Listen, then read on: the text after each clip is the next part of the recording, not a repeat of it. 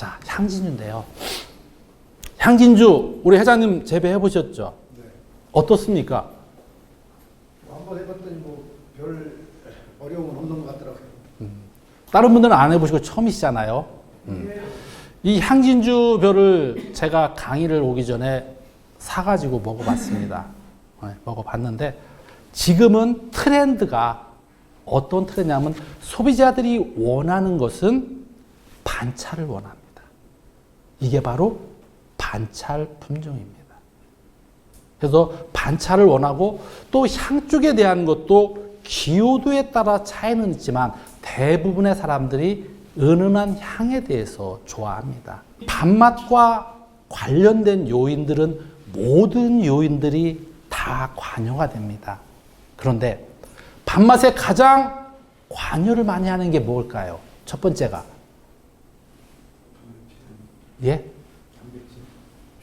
단백질. 밥맛에 가장 영향을 미치는 건 품종입니다.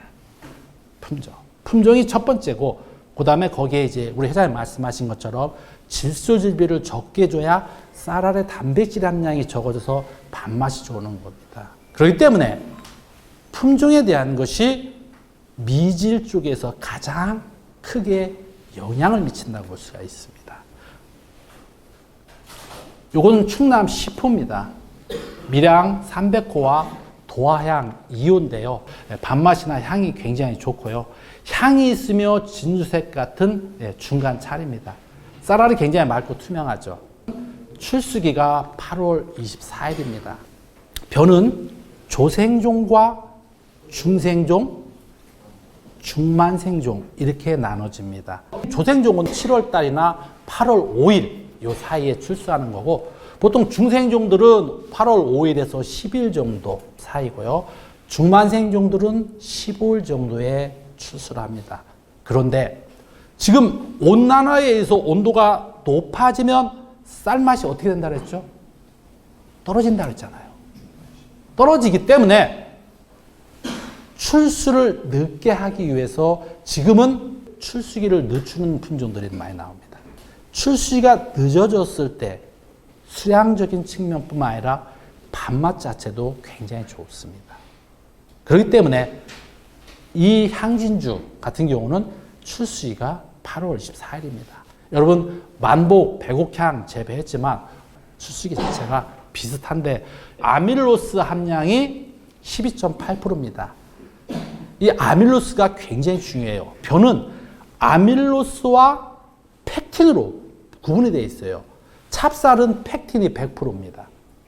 근데 우리가 먹는 일반 쌀들은 아밀로스 함량이 20% 내외입니다. 중간찰은 10%대. 그래서 이것은 반찰 이런 형태고요.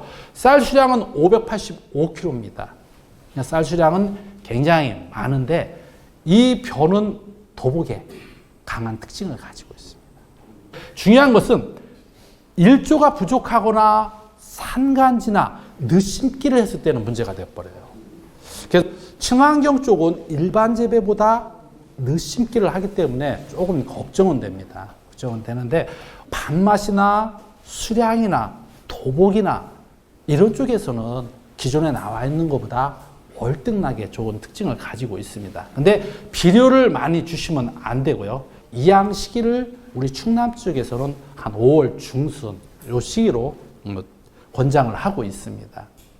이 품종은 충남에서 개발한 품종이기 때문에 적응 지역을 충남으로 했지만 저 전라도 쪽이나 경상도 쪽으로 가면 이양 시기를 5월 하순에 해도 전혀 문제가 없다고 볼 수 있습니다. 이양 시기별 출수기를 보면 보령, 예산, 논산, 서산에서 했을 때 평균적인 출수기는 8월 24일입니다. 5월 20일에 했을 때 8월 22일이고요. 또 5월 29일 했을 때 8월 25일 이렇게 됩니다. 그래서 출수기는 8월 24일이 되겠습니다.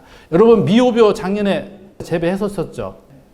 미호하고 이렇게 비교해 보면 수전 일수는 미호하고 같아요. 근데 본답의 생육 일수가 미호보다 10일이 더 길어요.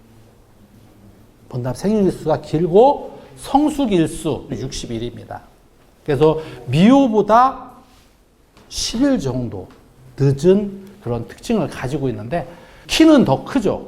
83cm로 키는 크지만 도복에는 상당히 안전성 있는 품입니다. 도복 걱정은 안 하셔도 될 정도예요. 향진주변은 주당 수수가 14개입니다.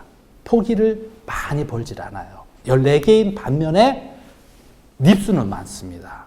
닙수는 118개고요. 벼 알이 많다 보니까 등숙 비율은 좀 떨어지고 천립중 22.3g으로서 미호보다는 천립중이 적게 들나가는 그런 품종이라고 말씀드리겠습니다. 이 향진주벼의 문제점을 볼 것 같으면 신입 입마름병 그것에 대한 것이 상당히 약합니다. 그래서 여러분들이 신입 입마름병 방지는 철저하게 해주셔야 되고 신입 입마름병이 발생이 됐다 하면 그곳에서는 신입 입마름병 균이 월동을 합니다.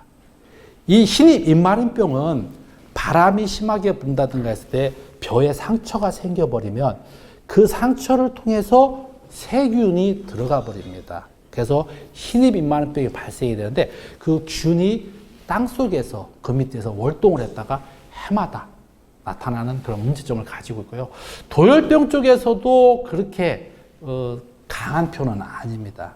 그래서 병 쪽에 대해서 좀 여러분들이 신경을 좀 써주셔야만 되고요. K3A라는 것이 있습니다. 여러분 전라도 지역에서 신동진벼 재배 면적 많이 줄었잖아요.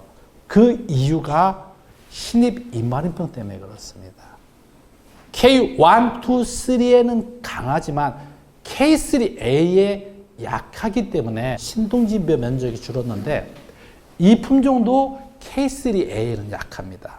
K3A에 강한 품종들은 백자 들어가는 암백, 진백, 신백, 강백, 참동진, 예착, 세일품. 그래서 전라도 지역에서는 신동진 대용으로 참동진을 권장하고 있고요. 최근에 육성된 것은 세오대 1호가 K3A에 적응성 있는 품종입니다. 그래서 흰입 입마름병이 발생되면 그 균이 월동해서 해마다 문제가 되는데 특히 나도겹풀, 줄풀, 겹풀 아시죠? 그런 풀들이 수로나 논에 있으면 거기에서 병원균이 매개해서 번져버립니다. 그래서 친환경 재배에는 모든 병원균들이 논둑에 잡초에서 월동하는 것들이 상당히 많습니다. 그래서 친환경 재배가 어려운 이유가 논둑의 풀을 완전하게 제거를 해줘야 근본적으로 병해충에서 안전할 수가 있습니다. 도열병 자체도 피라든가 여기에서 발병이 돼서 논둑에서 발병이 돼서 논으로 가는 겁니다. 그렇기 때문에 친환경 재배에서는 논둑의 제초 작업을 잘하는 것이 굉장히 중요합니다.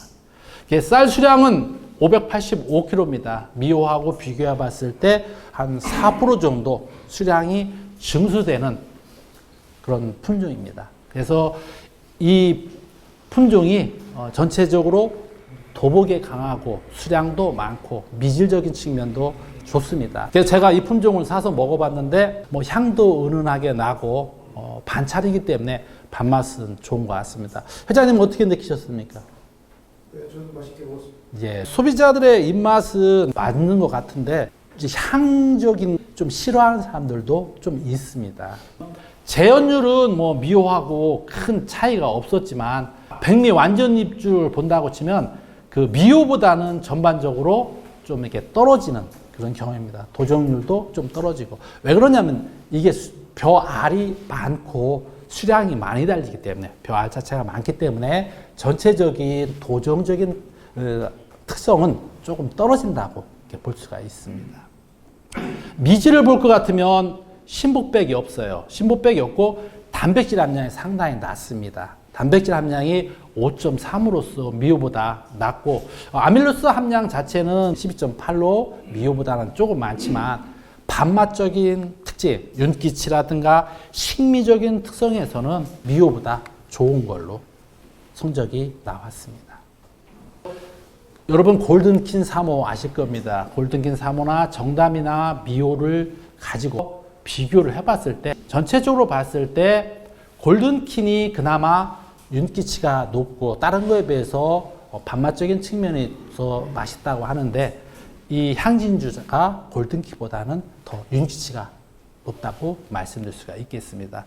쌀 수량적인 측면을 보더라도 향진주가 수량적인 측면에서 585kg로서 가장 많은 특징을 가지고 있습니다.